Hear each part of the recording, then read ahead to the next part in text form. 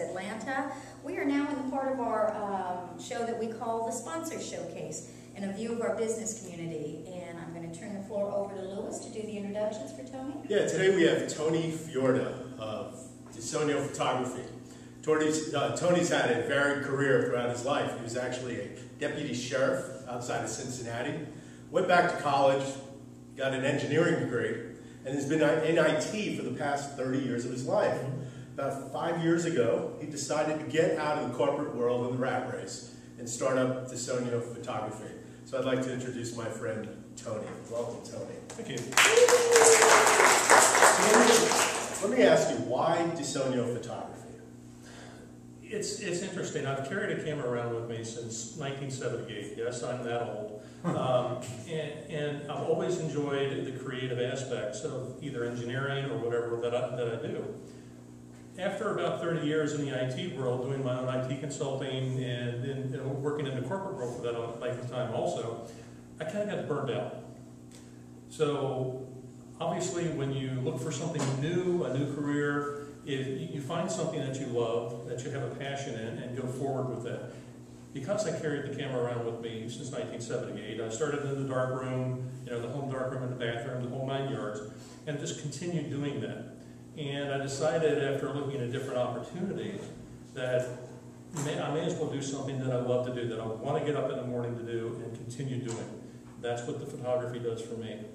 I used the DeSonio Photography as a name because that in Italian translates to dreaming. I started out in the retail business, and I wanted to make dream images for people. I kept it. Plus, I didn't like the name Fiorda Photography. I just didn't like that. It's just blossomed and grown from that point. Yeah, one of the differentiators for me is I like how you say I just don't take pictures, but I create images. I was talking earlier that the photographer, no matter what you're doing, has to create a connection with the subject. Whether that subject be an art director that's bringing product in, or an executive coming in for an executive portrait. If I cannot connect to that person, to pull that personality out of that person, it's going to show in that image. They're going to show that it's uncomfortable, that it's a terrible image, they don't smile. By making that connection and showing them that I have that passion for what I do, I have yet to fail to create a good image of somebody. That's absolutely wonderful. I've got a question for you. Photos. They all go to do family reunions and just kind of capture those events. And because you've turned your passion into your business, which is just all about really kind of connecting with yourself, tell us the different types of formats that you do, because there's some that you can do but you choose not to. Correct. I guess. Right. Most people, when they hear that I'm a photographer, think, oh, you do weddings. Well, no, I don't do weddings. I made a choice early on in my research for the photography business and realized that weddings are the highest stress point in everybody's life. You have the family dynamic that goes back and forth. And I decided that I was in IT 30 years, the $1 million a day down subject, decided not to have that kind of stress in my life anymore. So I decided not to do weddings. Now that doesn't mean that I won't do a bridal image or a bridal shoot for a bride that wants a formal image when they're hiring the economic photographer out there that does photojournalistic style wedding shoots. So I will do that. But throughout that, I still do, and I love to do the executive portraiture. I love talking to these business people, what they do, how they do it, pull that information out. Product work. A business needs good imagery on a website, on their business collateral, because that is the image that they are projecting to their clients. Without a good image, their business is nothing. Think about it. Think about a restaurant that has a menu that has pictures of the food on it. Some of them you say, oh, I love that. You immediately start salivating. The majority of them, because they have not invested in their imagery, you look back and go, I don't even know whether I want to eat at this restaurant. That's the type of thing that I do. I help my clients create the image that they want to portray to their people. And in general, across the business aspect, I try not to specialize other than the commercial work. This is the commercial work.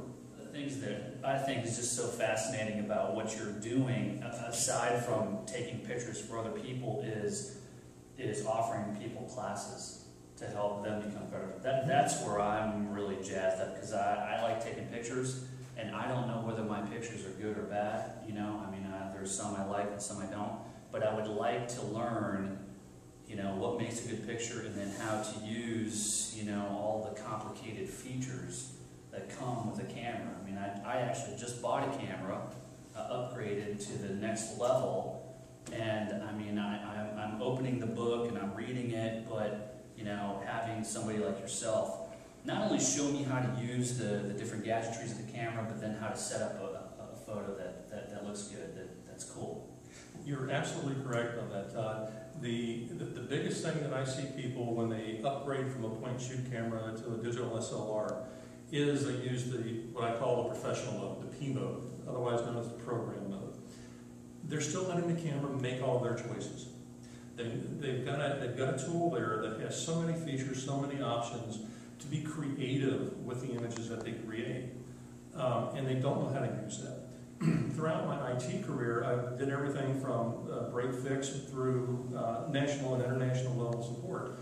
I was never one of those people that held everything close to the chest. I always wanted to get that information out, because the more information the people that I'm talking to on the phone knew, the less they're calling me, the faster the clients are being repaired and functioning.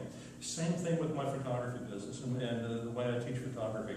I want to pass that information on. I want people to be able to use that tool that they just picked up and create an image. I want them to see the image here first, and then know that the combination of shutter speed, aperture, and the ISO will make this type of image look. Or I want to blur out that background, so I open up the aperture, increase the shutter speed. I teach them in my class what the different functions are, how to use the camera, proper holding of a digital SLR class. Then I move over into the rules of composition. Knowing the technical aspects of a tool is one thing. Not knowing how to create an image or put an image together that looks aesthetically pleasing is something completely different. And then I follow that up with a workflow. With the digital cameras today, it's so easy for people to take thousands of images. Well, I see so many photographers out there that'll go to a wedding, for instance. They'll take 3,000 images at a wedding. They're going to get 2 or 3 good images out of that. It's just like, I hate to say it this way, but the monkey that's in front of the typewriter will eventually create Shakespeare.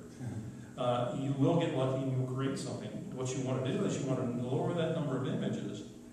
Think about it before you click that shutter, and then you're going to have many more keepers out of the number of images that you buy. That's what I try and do with any photographer, or that photographer who's at an intermediate level that's had an SLR for a while and wants to create better images. They're not satisfied with what they're doing at the moment. They want to better themselves. I'm excited. I'm going to take this class. Cool. Great. Well, that brings the other question I have. Is there an age appropriate for this class? I mean, I've got a daughter who's 15, going to be 16, God help us soon.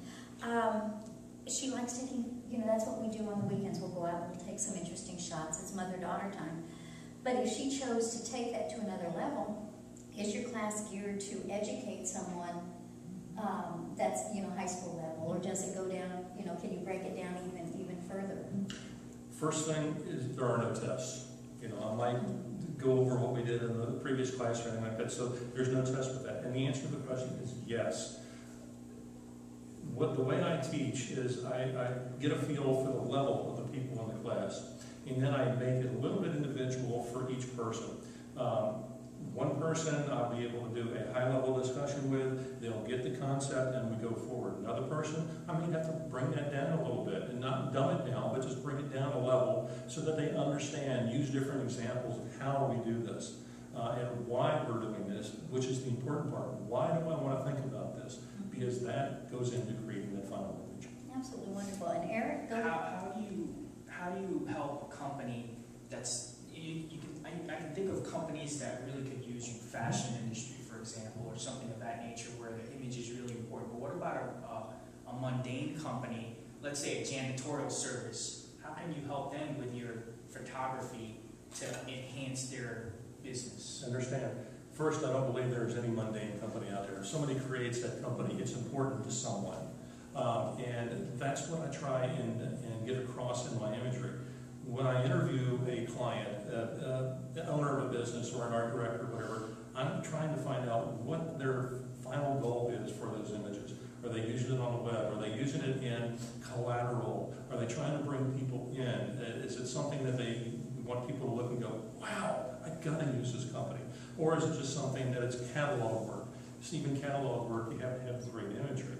That's how I work. I interview those clients, make sure that I understand the final use of the images, and then create those images for those clients. I think what you're saying is you are so good, you can even make toilet cleaning sexy. That's what you're saying. Okay. With the proper lighting and the angles, yes, I can do that. So Tony, let me ask you, how do we get in touch with you? My website is www.disoniaphoto.com, and it's spelled DISOGNOPHOTO.com. Telephone number is 770-817-0945. I answer the phone 99% of the time. If it goes to voicemail, you will get a call back from me, and that's how I can be had. Hey, thank you very much for being here, and please give my guest a hand. Thank you very much.